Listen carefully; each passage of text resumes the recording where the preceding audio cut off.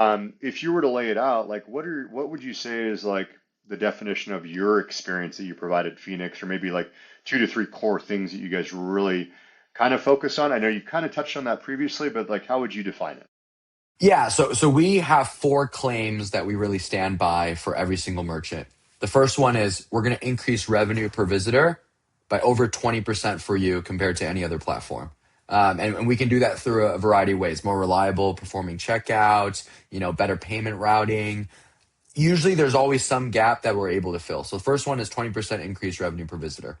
Second one is under 30-minute response times from a US based performance team that really knows and cares about your business goals. So that's something that we found that was absent in the space. And the third one is less than 1% revenue disruption for tech failures.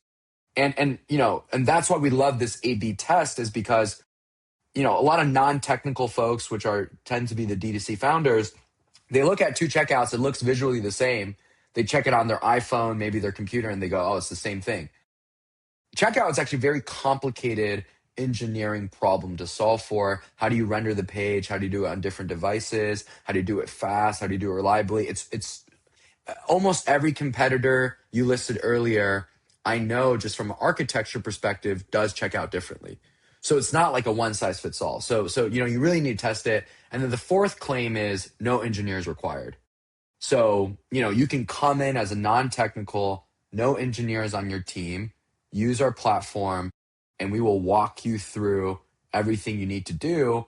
And when we do need help, that's where folks like you really come in handy. But those are kind of the guarantees that we give to the merchant.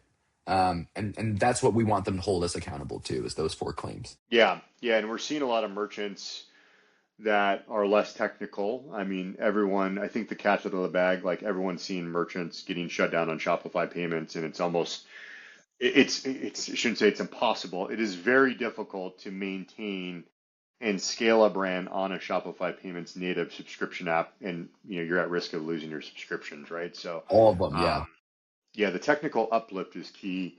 We've seen some merchants that are less technical that, they kind of go to one partner and, they'll be like, this is just wasn't as easy as I thought. So it sounds like you're able to really wrap up the support around those merchants, getting them up and running quickly. And then again, there's almost nothing to lose to a degree if you're guaranteed a really, really good conversion rate uplift. So that's good to hear for sure.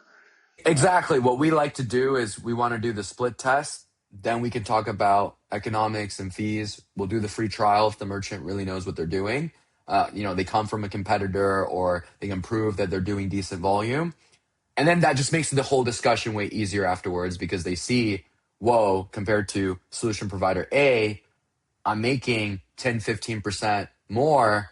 All right, now, our fees might be a little higher than our competitors, but it's an ROI based decision rather than like a vacuum conceptual one.